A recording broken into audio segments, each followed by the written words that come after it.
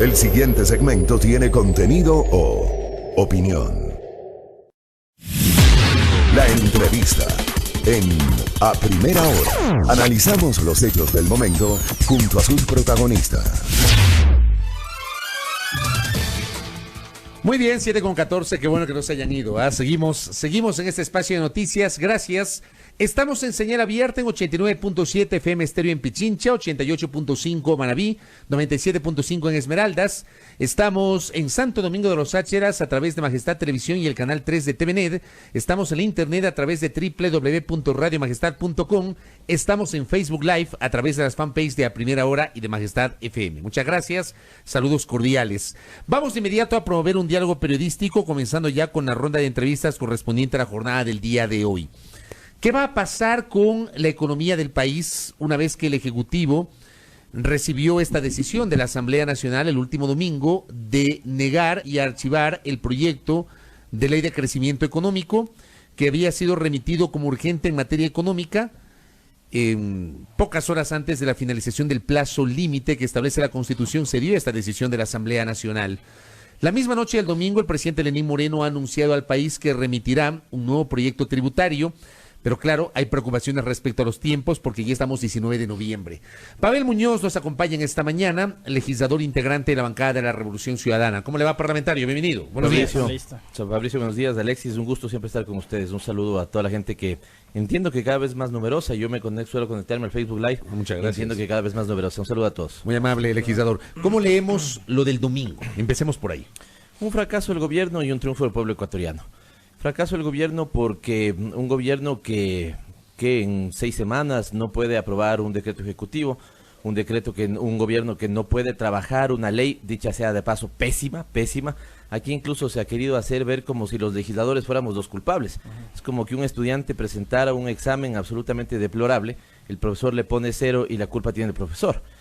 Y yo entendería que como consecuencia incluso de la no aprobación de la ley, debería ser revisado con lupa el presupuesto general del Estado que en este mismo momento se discute.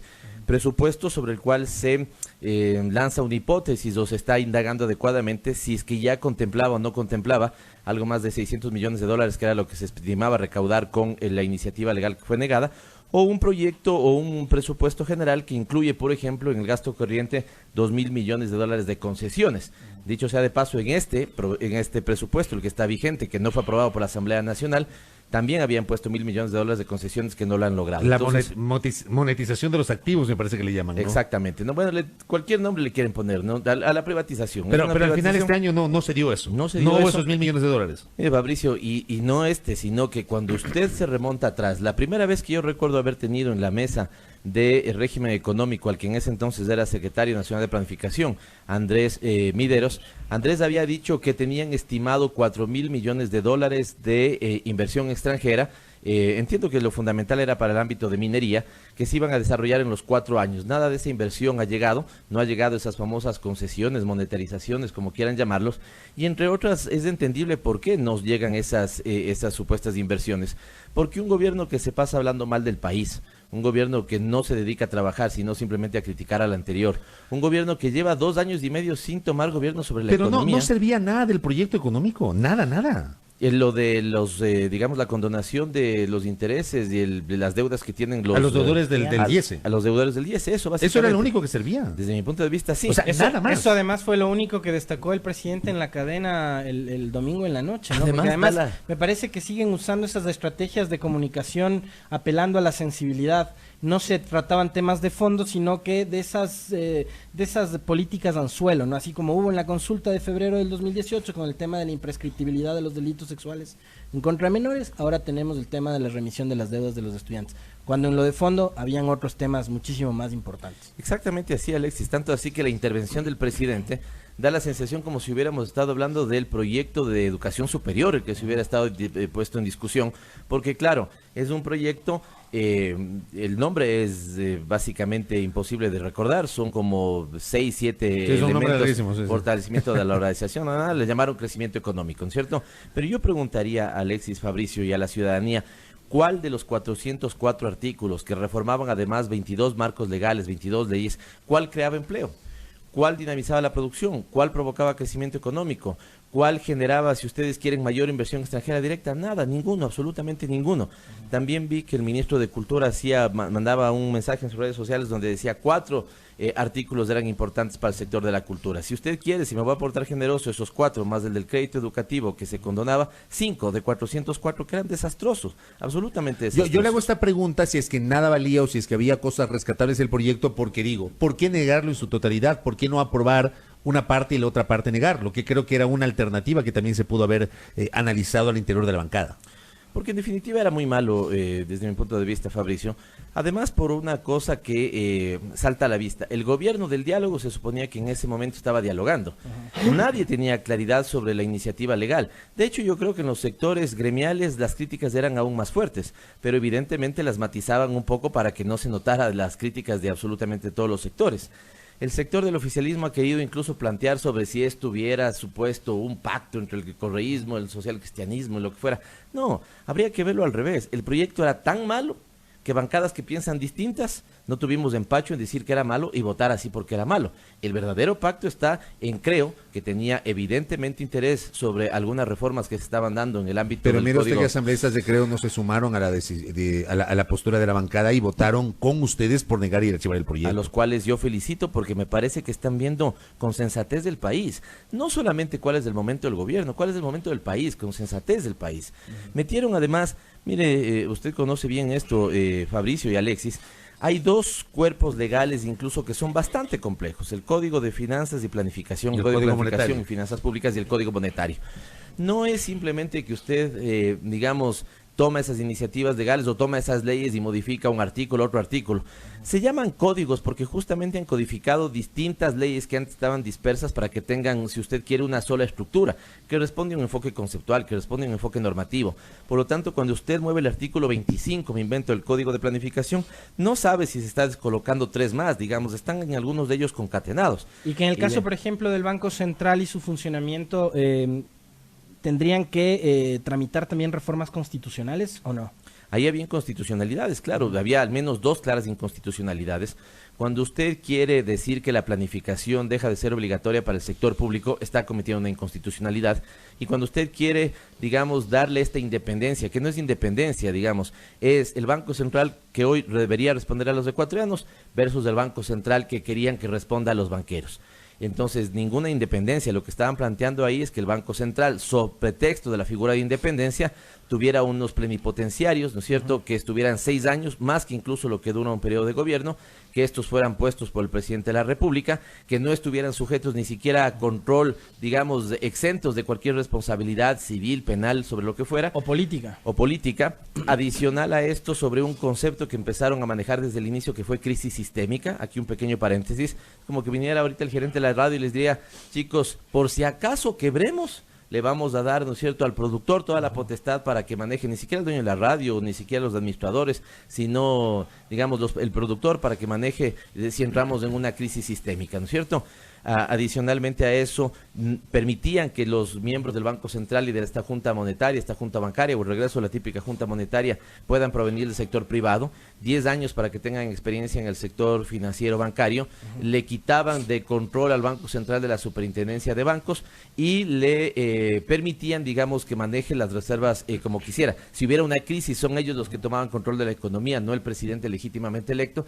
Es decir, una cosa absolutamente, si ustedes quieren, espantosa, yo diría, incluso de qué estaba detrás de eso, más allá de lo que estaba dicho en el texto, qué pensamiento estaba detrás de la elaboración de la ley.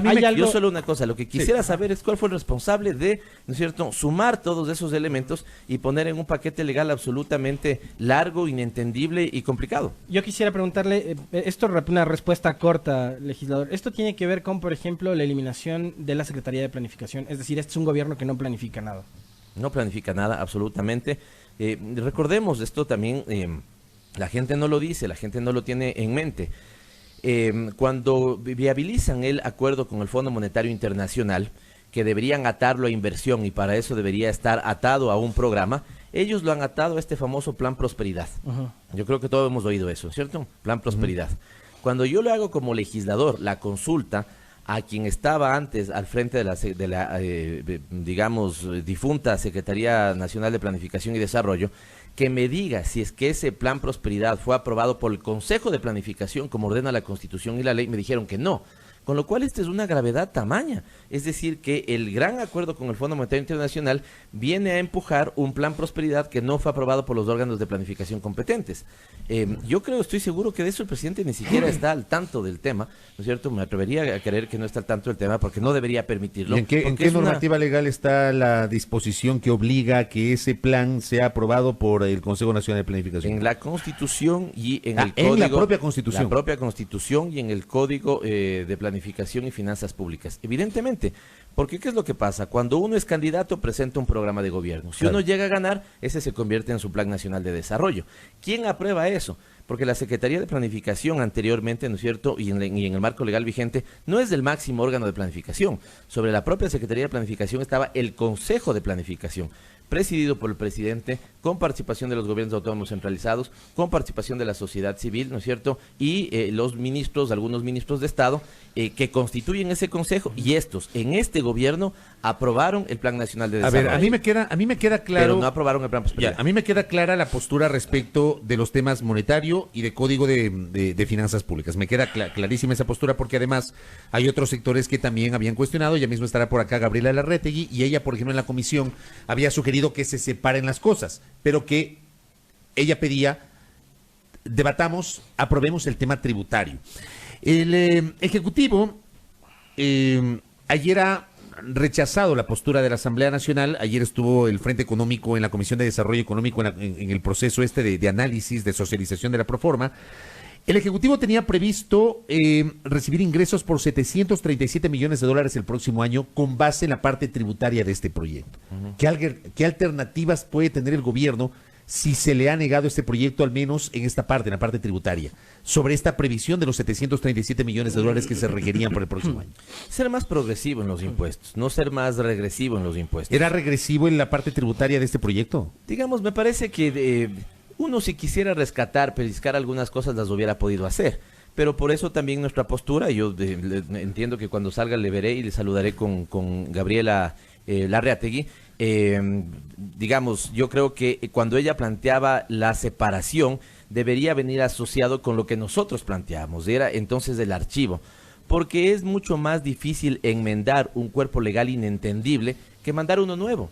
Supongamos, en el supuesto de que si hubiera, digamos, nosotros hubiéramos tenido peso desde el primer debate para la votación del archivo, porque ya sabíamos y todos sabían que era un proyecto absolutamente inadecuado, digamos, lesivo desde mi punto de vista para los intereses nacionales. No estaríamos a 19 de noviembre esperando que el Ejecutivo vuelva a mandar un nuevo proyecto económico urgente, ¿no es cierto?, quedándole al 24, ¿a cuándo va a mandar? Sí. ¿Cuándo se va a aprobar? Con el fin de año a la vuelta de la esquina, que es lo que yo estoy diciendo. O sea, el año se acaba. Le juro, Fabricio, que nosotros le hubiéramos hecho un favor al gobierno si 3 semanas atrás efectivamente esa iniciativa legal se archivaba y ellos podrían rescatar lo que ya consideran que es bueno. Desde nuestra perspectiva, ¿por qué no es tan bueno? Por 2 elementos, ¿no es cierto? Porque usted le estaba nuevamente cargando con impuestos a los sectores medios, el tema de las plataformas y ese tipo de cosas, que sinceramente para mí no es lo esencial. Yo no le veo problema a que paguemos un impuesto sobre las plataformas que utilizamos, si es que las utilizamos, no le veo ahí un problema. Pero cuando usted me dice, por ejemplo, que quienes tienen ventas de más de 10 millones al año van a pagar un impuesto de $20,000, entonces yo digo ahí sí, seamos más progresivos, seamos un poco más agresivos, digamos. Tal vez esa no es la palabra, incluso porque yo caería justamente en el error que ellos plantean, que eso sería una suerte de agresividad. Eso sería lo sensato. Usted debería cargar, porque también ese es un mandato efectivamente constitucional, la progresividad. Por lo tanto, el que más tiene, más aporta, el que más gana, más paga. Cuando hacemos vaca para ir a comer, el que más tiene plata suele poner un poquito más pues para el compañero que menos tiene. Al menos en mi caso suele ser así. Entonces, si alguien no tiene, alguien le cubre y le dice no te preocupes. Ese más o menos, si ustedes quieren ejemplo de la vida cotidiana, es el que debería operar en la vida nacional. Quien más tiene, más paga, y esto no es así. Hay algo que a mí me llamó la atención también en el discurso. Solo perdón una cosita, Alexis, discúlpeme, pero ojo que en lo tributario estaba también el tema de la repatriación, ¿no? ¿Sí?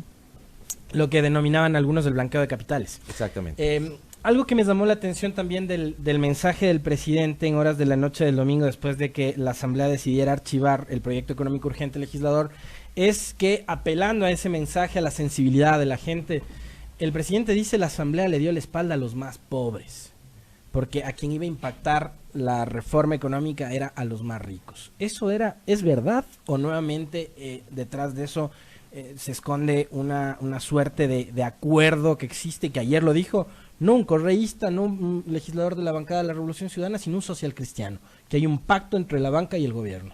¿A quién beneficiaba la ley? Hay un pacto entre la banca y el gobierno. Yo rechazo las apreciaciones de decir que la Asamblea le dio la espalda al pueblo o a los más pobres. Lo que creo es que el gobierno le abrió desde el primer día la puerta de Carondelet a los más ricos.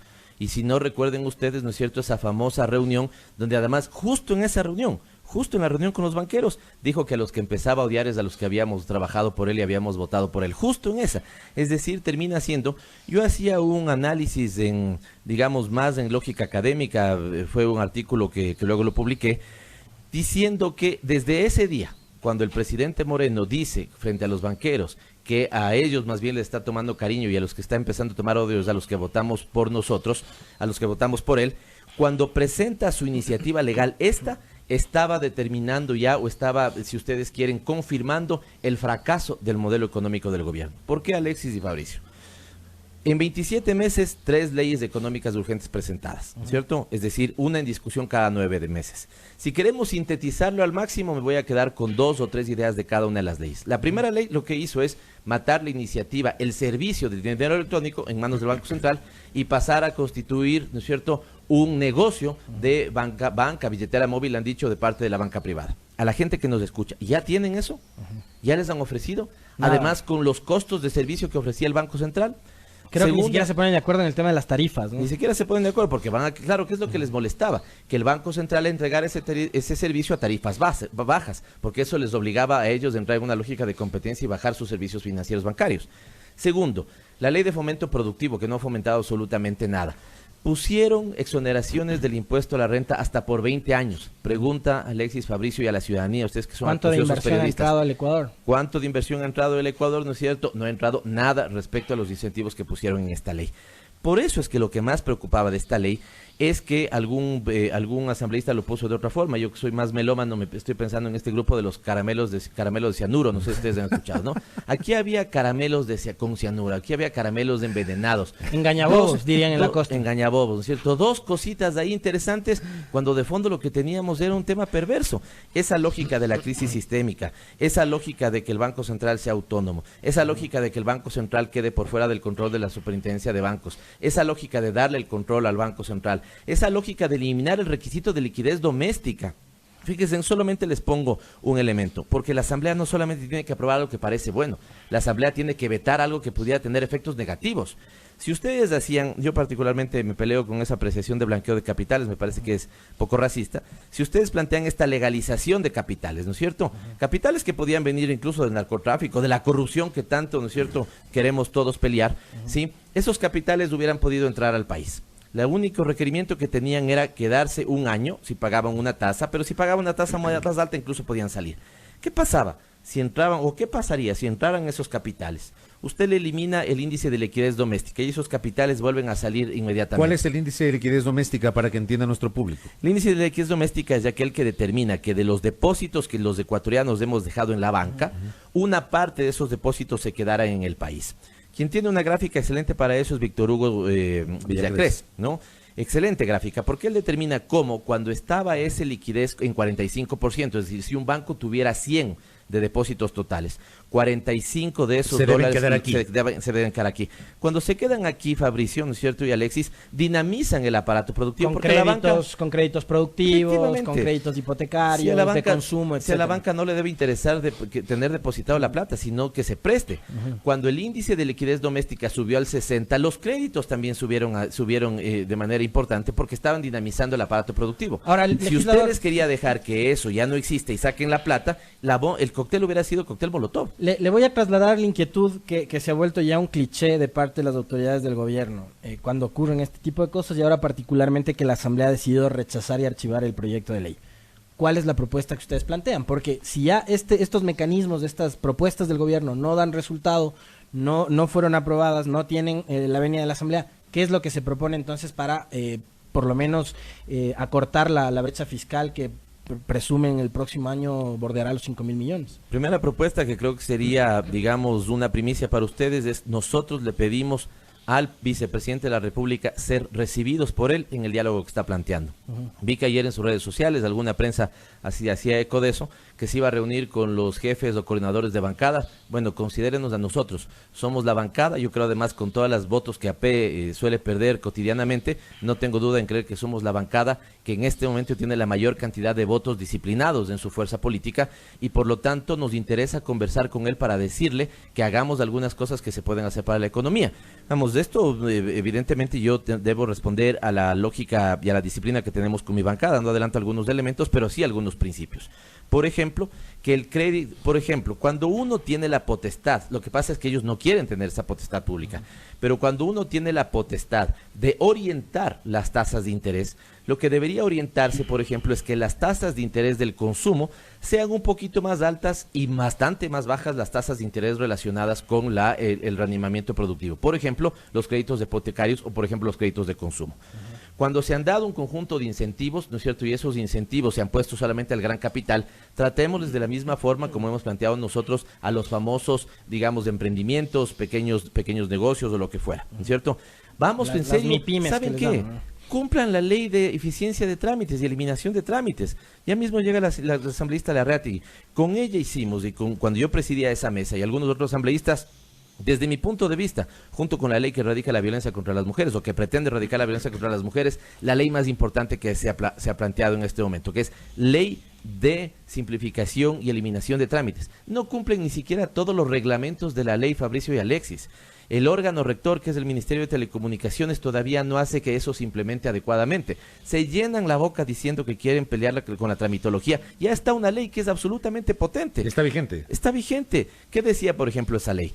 Si me parece que eran 360 días, si en 360 días un ministerio no ha justificado todos los trámites y todos los trámites no están cargados en línea, digamos, para poner el ejemplo que la ciudadanía comprenda mejor la idea que quiero transmitir.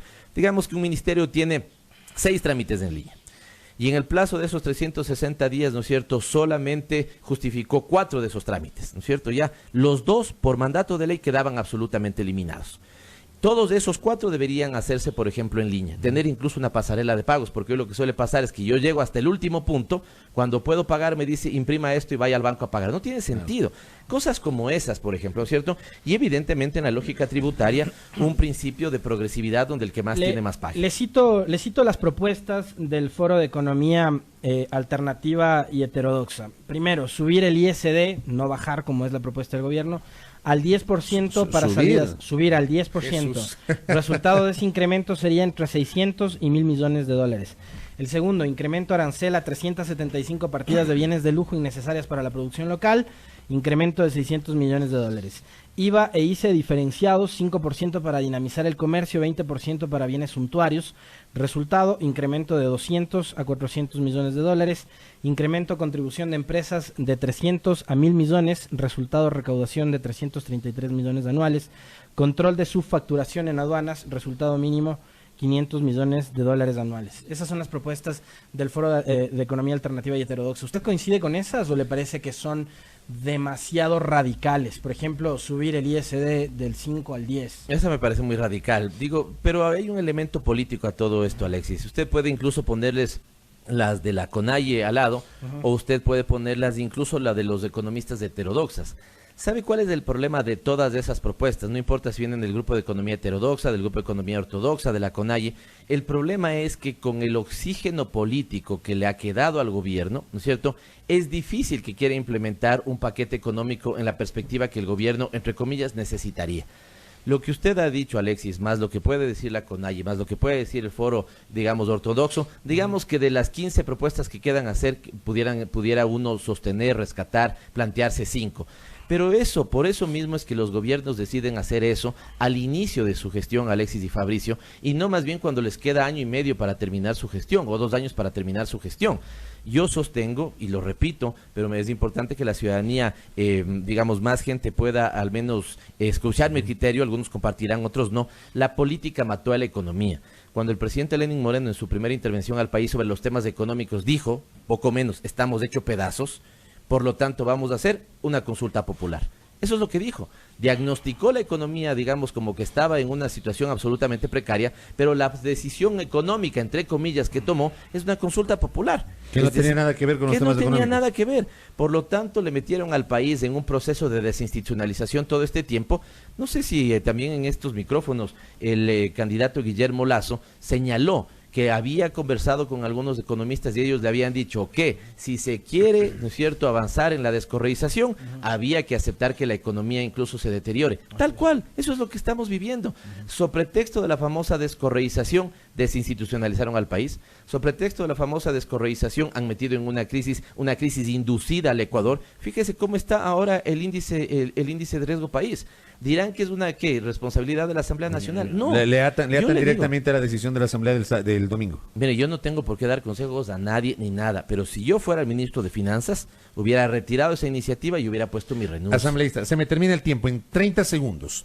Usted hace un llamado público para que la bancada de la Revolución Ciudadana sea considerada dentro de los diálogos anunciados ayer por el señor vicepresidente de la República. Si, por ejemplo, ustedes van a los diálogos, ustedes sugieren y parte de esas sugerencias se traducen en determinados pasajes del nuevo proyecto tributario, ¿ustedes podrían respaldar ese proyecto? Por lo menos discutirlo y probablemente votarlo. Discutirlo siempre. ¿Y votarlo? Yo estoy incluso contra de ellos que dicen que no habíamos debatido. Este proyecto se debatió mucho. Tanto debatirse encontramos sus problemas. ¿Y votarlo? Sí. Si es que estuviéramos de acuerdo, digamos, con algunos elementos. Porque ¿qué es lo que pasa? ¿Qué opciones tiene ahí? Digamos que hicieran una reforma tributaria de 10 puntos y nosotros estuviéramos de acuerdo solo en 5. Una de las opciones que tienen es separar la votación, ¿no es cierto?, para que la gente se produce por esos 10 segmentos. Es decir, el diálogo no debería comprometer a ninguna de las partes, número uno. El diálogo debería servir para reconocer lo que piensa el uno y lo que piensa el otro. Y el diálogo sería para llegar a acuerdo en algunos puntos. Si no es en todos, bueno, no es en todos, pero sí apuntalar en algunos puntos que se puedan. E incluso en el tratamiento legislativo uno podría dar viabilidad a esos puntos. Como usted bien conoce, Fabricio, mañana, insisto, si termina una digamos, iniciativa legal de 5 ejes y estamos de acuerdo en 3, bueno, separamos la votación y votamos a favor de esos 3. Correcto, me queda claro. Gracias, doctor, por la gentileza, por el tiempo. A ustedes siempre. Muy amable. A Pavel Muñoz, asambleísta de la Revolución Ciudadana, conversando con nosotros acá en A Primera Hora con su postura respecto de la situación económica, sustentar la decisión de la Asamblea Nacional de negar el pasado domingo la aprobación del proyecto de ley de crecimiento económico y obviamente la expectativa en torno al envío del nuevo proyecto tributario que ha anunciado el Ejecutivo. 7:40 en A Primera Hora.